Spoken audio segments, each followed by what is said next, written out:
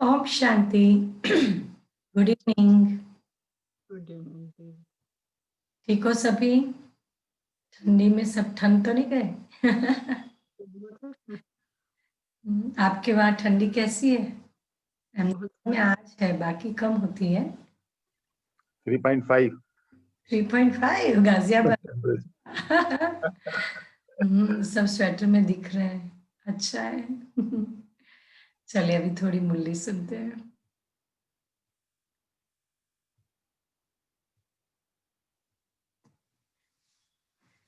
ये जो मुरली चली, ये संदेश है। जब दोपहर के टाइम बाबा को भोग लगाया, तब जो वतन का समाचार था। पूरा समझ में आ रहा है ना सिस्टम? 21 तारीख को बाबा का संस्कार हुआ और संस्कार के बाद फिर 22 तारीख को जो बाबा को भोग लगा, उस वक्त जो वतन का दृश्य था वो इस मुरली के अंदर सुनाया गया है। बाप दादा के हाथ में बुद्धि रूपी हाथ हो तो परीक्षाओं रूपी सागर में हिलेंगे नहीं। बाप दादा के हाथ में बुद्धि रूपी हाथ हो तो परीक्षाओं के सागर में हिलेंगे नहीं। इस बात को हम अच्छे से समझे। बुद्धि रूपी हाथ, क्योंकि भटक जाती है बुद्धि। कई बार हम कहते हैं मन भटकता है। मन भटकता नहीं है, मन चलता है। जहां बुद्धि उसको चलाती है वहां मन चलता है। सपोज आप किसी चीज के साथ अटैच्ड है, कोई सीरियल के साथ, कोई मूवी के साथ, कोई व्यक्ति के साथ, कोई परिस्थिति के साथ, तो आपकी बुद्धि बार बार वहीं जाके अटकती है, तो मन फिर उसी दिशा में चिंतन करता है। तो मन चलता है लेकिन बुद्धि भटकती है। जब बुद्धि के अंदर बाप की श्रीमत है, और बाप का हाथ मतलब बाप की श्रीमत, और बुद्धि, जब बुद्धि के अंदर श्रीमत का रमण हो तो परीक्षाएं कितनी भी आए, परिस्थितियां कितनी भी आए, लेकिन हम हिलेंगे नहीं। तो दोपहर भोग के समय वतन का समाचार। आज वतन में गई तो ब्रह्मा बाबा जैसे यहाँ मुलाकात करते थे, वैसे वहां बाबा ने मुलाकात की। बाबा ने कहा, बच्चों के भोजन के समय के अनुसार लेट आई हो। मधुबन में 12 बजे भोजन भोग लग जाता है। उस दिन दादी भोग लेके लेट गए होंगे। मैंने कहा, बाबा आपका तो 1-1:30 बजे भोजन पान करने का समय था ना। बाबा 1-1:30 बजे भोजन करते थे। बाबा ने कहा, बाबा जब बच्चों के साथ भोजन खाता था तो बच्चों के टाइम भोजन खाता था, उस समय से तुम लेट हो। फिर बाबा ने ब्रह्मा बाबा को कहा, देखिए अव्यक्त बाबा साकार बाबा, दोनों को बाबा वहां इमर्ज करता है। मतलब अव्यक्त बाबा शिव बाबा ने ब्रह्मा बाबा को कहा, क्या कहा? ले जाओ, क्या जाकर देखो कि जैसे यहाँ ऑफिस में कुर्सी पर बाबा आकर बैठता था, पत्र लिखता था, तो वही कुर्सी, वही पैड, वही पेंसिल रखी थी। मैं तो हैरान हुई, यह सभी चीजें वतन में कैसे आ गई? फिर बाबा ने हस्तलिखित पत्र मेरे को दिया। मैंने पढ़ा, उसमें लिखा हुआ था, स्वदर्शन चक्रधारी नूरे रत्नो, याद प्यार के बाद आज अव्यक्त रूप से आप अव्यक्त स्थिति में स्थित हुए बच्चों से मिल रहे हैं। दूसरे पेज में लिखा था, बच्चे जो बाप दादा के साकार रूप से शिक्षाएं मिली है उसका विस्तार करते रहना, अब न बिसरो न याद करो। समझ में आई बात? क्या क्या लिखा है फिर से सुनो। स्वदर्शन चक्रधारी नूरे रत्नो। आज की मुरली के अंदर बाबा ने कहा है ना, सवेरे सवेरे उठकर विचार सागर मंथन करो, खुशी का पारा चढ़ता रहेगा, स्मृति रहे मैं स्वदर्शन चक्रधारी हूं। यहाँ पर भी बाबा स्वदर्शन चक्रधारी नूरे रत्नो, हम रत्न है, रत्न की वैल्यू कितनी होती है, और उसमें भी स्वदर्शन चक्र फिराने वाले आज अव्यक्त रूप से आप अव्यक्त स्थिति में स्थित हुए बच्चों से मिल रहे हैं। फिर दूसरे पेज में लिखा, पहले पेज में मिल रहे हैं, दूसरे पेज में क्या लिखा, बच्चे जो बाप दादा के साकार रूप से शिक्षाएं मिली है उसका विस्तार करते रहना, लोगों को सुनाना। और जो छोटी सी बात है ना, बाबा ने कहा मन मना भव, अब मन मना भव में आपको कहूंगी तो क्या समझ में आएगा, तो मन मना भव एलैबोरेट करके समझाना पड़ेगा ना। अब न बिसरो न याद करो, अब न बिसरो न याद करो, अर्थात न किसी को भूलो न किसी को याद करो, बिल्कुल स्टेडी अवस्था है। विदाई के बाद जैसे सही सिग्नेचर डालते हैं वैसे डाली हुई थी। बाबा ने कहा हमने अपने समय पर पत्र भी लिखा, फिर भोजन के लिए इंतजार कर रहे थे फिर तो भोजन खिलाया। बाबा ने कहा वल वतन में चीजें खाते हैं लेकिन यज्ञ की भोजन की रसना बहुत अच्छी है। वतन में भी शेड्यूल बाबा कहते वही है, लेकिन यज्ञ मतलब नीचे से जो भोजन आता है उसकी रसना बहुत अच्छी है।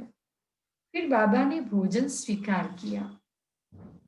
जब हम आ रही थी तो बाबा ने एक दृश्य दिखाया, एक सागर था जिसमें बहुत तेज लहरें चल रही थी। बाबा ने कहा आप इस सागर के बीच में जाओ। मैं घबराने लगी, इतनी तेज लहरों में कैसे जाऊंगी, बहुत फास्ट लहरें आ रही थी। बाबा ने कहा लहरों के बीच में जाओ। दादी घबराने लगे, संदेशी घबराने लगी कि मैं कैसे जाऊं। फिर बाबा की आज्ञा थी तो उस प्रमाण पांव डाला, जहां पांव रखा वहां की लहर शांत हो गई। फिर देखा कि बाप दादा ने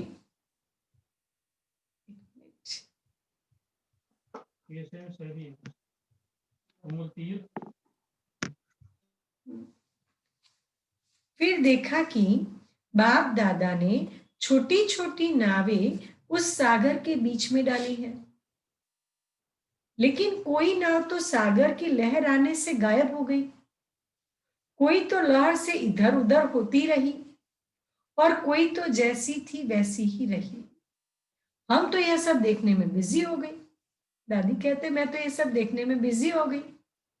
फिर वह सीन खत्म हो गई। बाप दादा ने कहा कि यह खेल बाप ने प्रैक्टिकल में रचा है। जिन बच्चों की जीवन रूपी नैया बाप के साथ में होगी वह हिलेगी नहीं, बिल्कुल एक बल एक भरोसा, जो होना होगा होगा।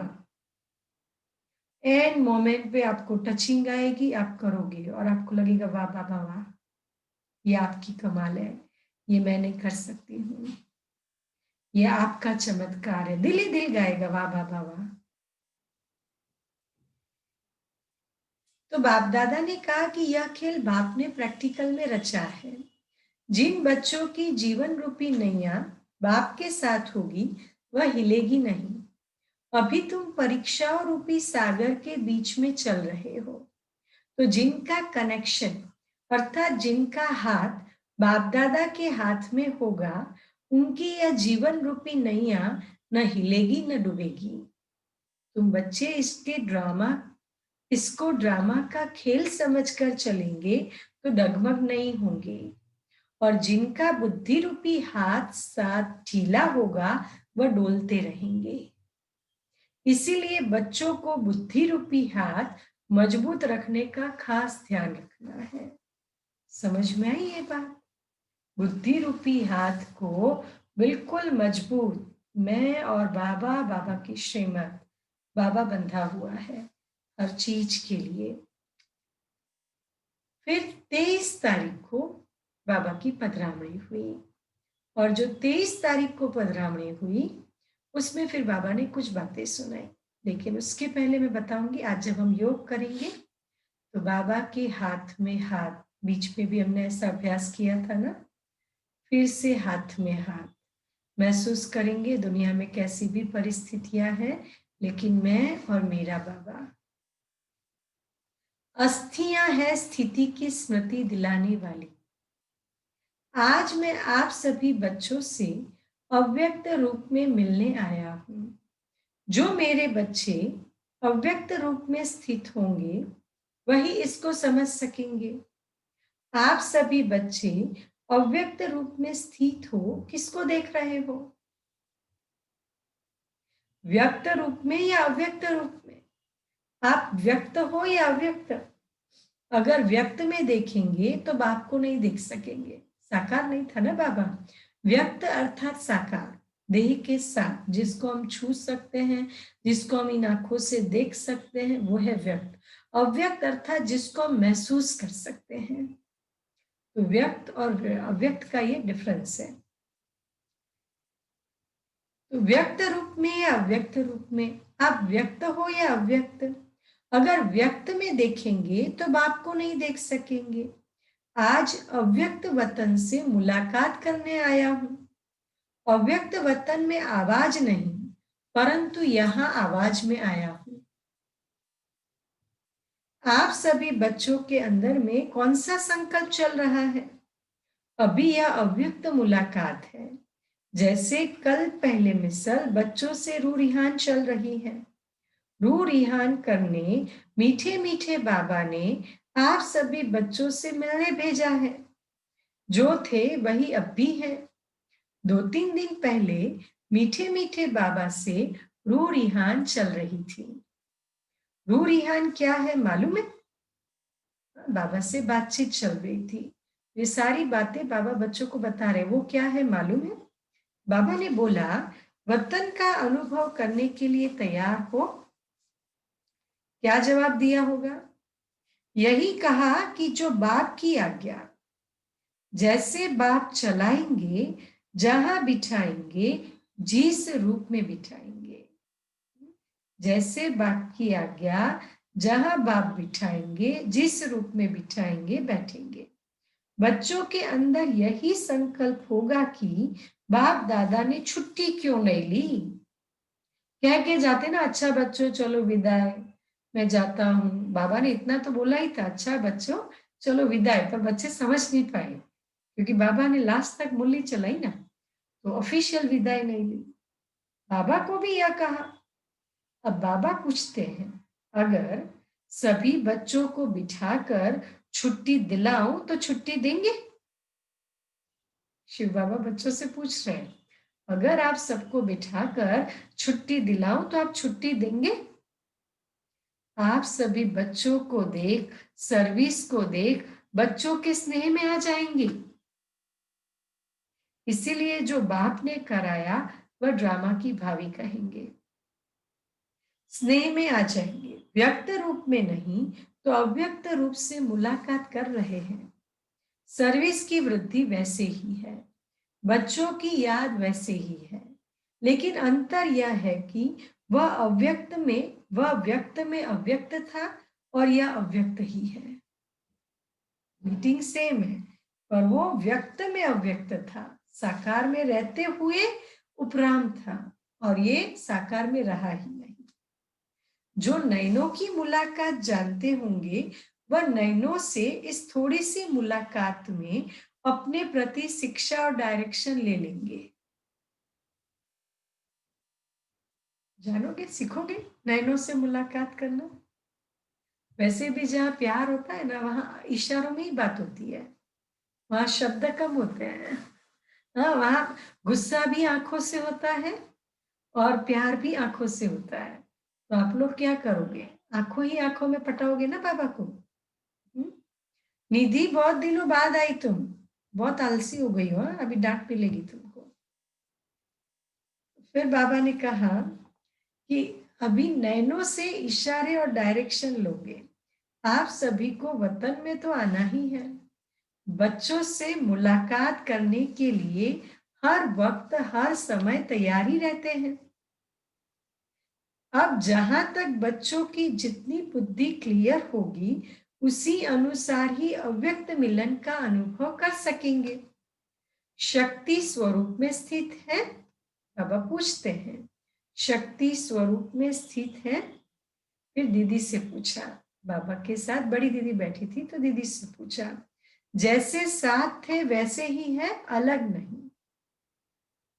अभी शक्ति स्वरूप का पाठ प्रत्यक्ष में दिखाना है। जो बाप की शिक्षा मिली है वह प्रैक्टिकल में करके दिखाना है। जो बाप की शिक्षा मिली है वह प्रैक्टिकल में करके दिखाना है। शक्ति सेना बहुत है, अभी पूरा शक्ति स्वरूप बन जाना। शक्ति सेना है, लेकिन बाबा कहते अभी शक्ति स्वरूप बन जाना।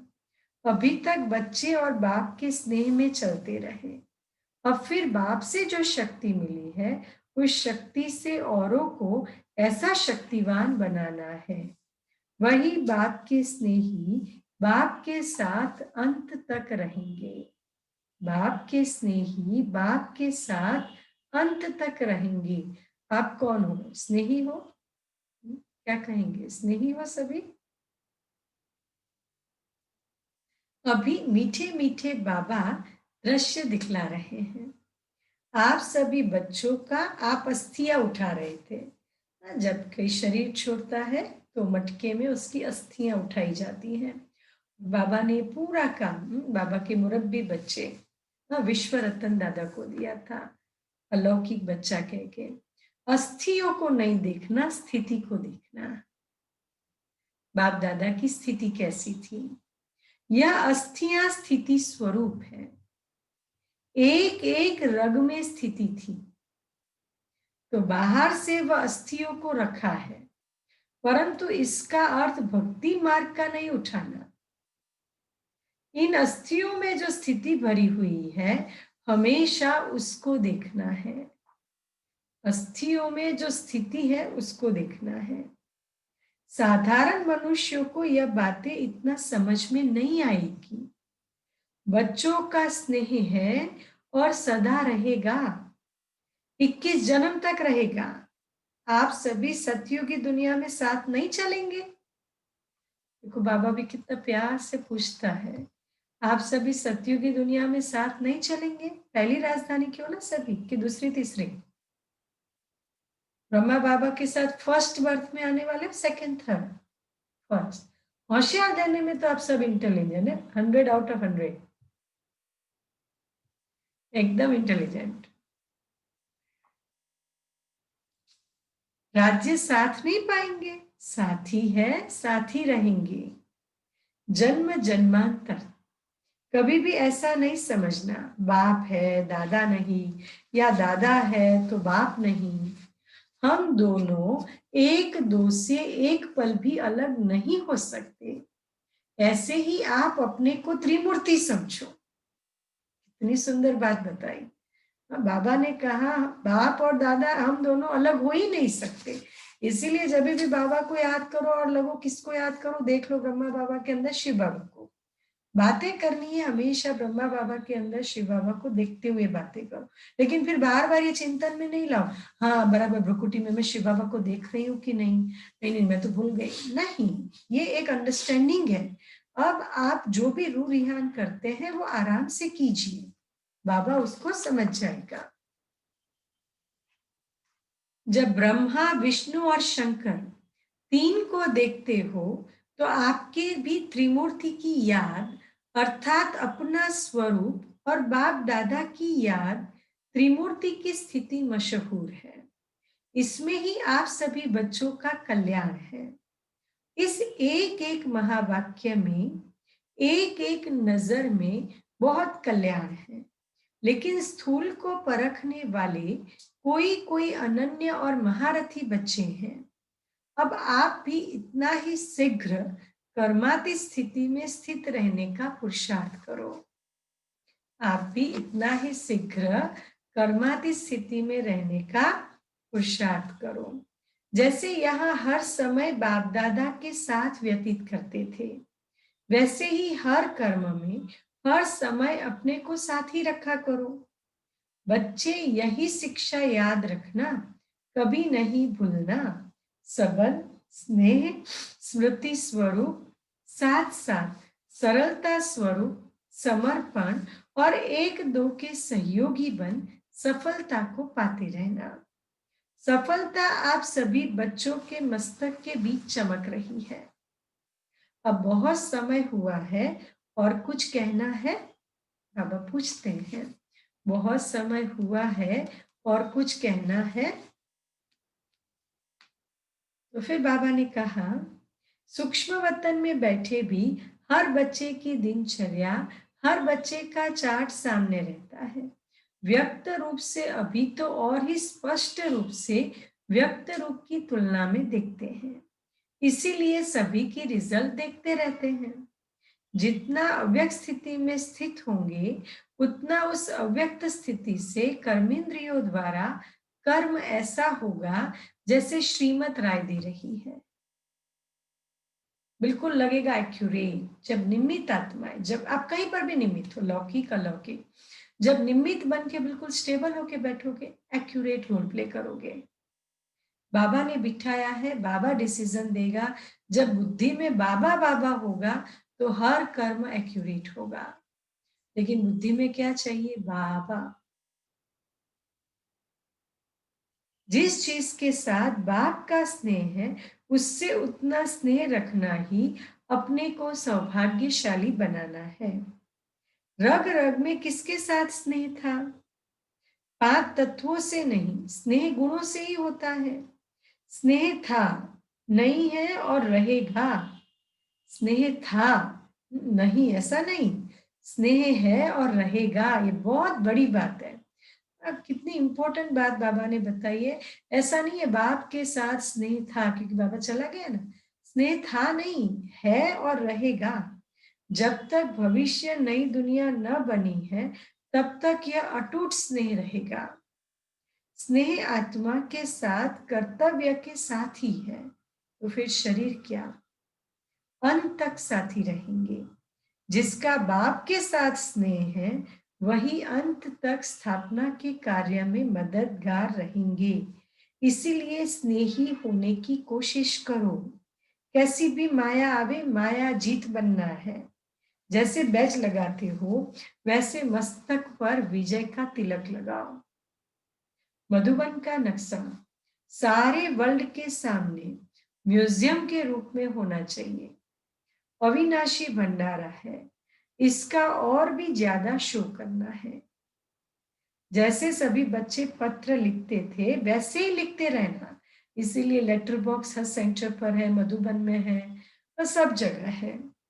जैसे डायरेक्शन लेते थे वैसे ही लेना, फिर दादियों से डायरेक्शन लेते हैं। शरीर की बात दूसरी है, सर्विस वही है। बाबा ने शरीर छोड़ा है, लेकिन सेवाएं वैसे ही चलेगी जैसे चलती थी। इसीलिए ब्रह्मा बाबा को एक आइडियल एडमिनिस्ट्रेटर कहा जाता है, क्योंकि आइडियल एडमिनिस्ट्रेटर वो होता है, the leader creates leader. Brahma Baba ने लीडर क्रिएट किए, राजा ने और राजाएं तैयार किए, प्रजा नहीं। और उसी राज्य कारोबार से अभी भी चल रहा है। बाबा के कई लौकिक घर ऐसे हैं जहाँ की दिनचर्या, जहाँ की सिस्टम सेंटर जैसी है। उन्होंने घर को सेंटर बना दिया है। वही टोली खिलाना, सौगात देना, नुमा शाम, योग, अमृत वेला, बहुत बिल्कुल एक्यूरेट वो आत्माएं करती है। गली गली में सेंटर खुलेगा, जो परसों की मुरली में बाबा ने कहा था ना, या कल की मुरली में, बहुत जल्दी जल्दी सुबह नहीं आना, ये नहीं करना, ये सारी बातें बाबा ने एक्यूरेट सुनाई। अपना पूरा कनेक्शन रखना, दूसरों को भी अपनी अवस्था का सबूत देना। टीचर से कनेक्शन नहीं रखेंगे तो कैसे पता चलेगा? आज सुबह किसी जगह मुरली सुनाने का मौका मिला, तो उसमें एक भाई ने पूछा कि सिस्टर, हमारी बहनें बोलती है सेंटर पर जाओ, सेंटर पर जाओ, जब सब कुछ घर में ही अवेलेबल है तो सेंटर में क्यों जाए? श्रीमत नहीं है। श्रीमत है सेंटर की बहनों से कनेक्शन रखना। श्रीमत क्या है? सेंटर की बहनों से कनेक्शन रखना। ऑनलाइन भी हमने सब क्यों शुरू किया? इसी बहाने कनेक्टिविटी रहती है। तो बाबा ने कहा आप अपनी अवस्था को इतनी मजबूत बनाओ जो आपको देख और भी ऐसे करेंगे। फिर बाबा ने विदाई लेते समय सुना। फिर जब शुरू शुरू में बाबा क्या करते थे, थोड़ी मुरली चलाते थे, फिर एक एक से मिलते थे। वो बातें न लिखी जाती थी न रिकॉर्ड की जाती थी। एक एक को मिलेंगे, उनको वरदान देंगे, किसी फैमिली को मिलेंगे, इस तरह बाबा मिलन चलाते थे। फिर थोड़े समय बाद पार्टी से बाबा ने मिलना शुरू किया, मतलब एक ग्रुप है पूरा, फिर बाबा उनको कुछ सुनाते थे। तो पार्टियों की मुलाकात मुरली में आती है, लेकिन जो व्यक्तिगत बातें हैं वो मुरली में नहीं है। इसीलिए पहले की मुरली शॉर्ट है। फिर विदाई के समय बाबा ने बोला, बाबा बोले, यह तो आप बच्चे जानते हो ना, जो भी ड्रामा का पार्ट है इसमें कोई गुप्त रहस्य भरा हुआ है। क्या रहस्य भरा हुआ है वह समय प्रति समय सुनाते जाएंगे। अब तो आपका वही यादगार जो आकाश में है, दुनिया वाले इन आंखों से देखेंगे कि यह धरती के सितारे किसकी श्रीमत से चल रहे हैं। बाबा ने कहा है, ज्यादा समय वहां नहीं बैठना। ज्यादा समय वहां नहीं बैठना मतलब कई बच्चे नहीं ध्यान दीदार में चले जाते हैं, तो उसके लिए बाबा ने पहले भी इशारा दिया, अभी भी दे रहे हैं। तो विशेष आज कौन सा योग करेंगे, 3-4 बातें बाबा ने मुरली में बताई। एक तो लहरें बहुत सारी है, बीच मझधार के अंदर हम बाबा के साथ, बाबा के हाथ में देकर हाथ लेकर खड़े हैं, मतलब हमारी जीवन नैया बाबा के हाथ में है, तो बिल्कुल अचल और अडोल है। फिर दूसरी बात, उस नाव में जाके आप बैठ जाना जिसमें बाबा बैठा है लहरों के बीच, और वहां फिर नैनों से इशारे से समझना बाबा मुझे क्या कहना चाहते हैं। तो नैन मुलाकात करेंगे, और नैन मुलाकात के बाद मैं मास्टर त्रिमूर्ति हूँ स्वमान में बैठेंगे, और उसके बाद फिर हम अनेक आत्माओं को वाइब्रेशन देंगे। ओम शांति।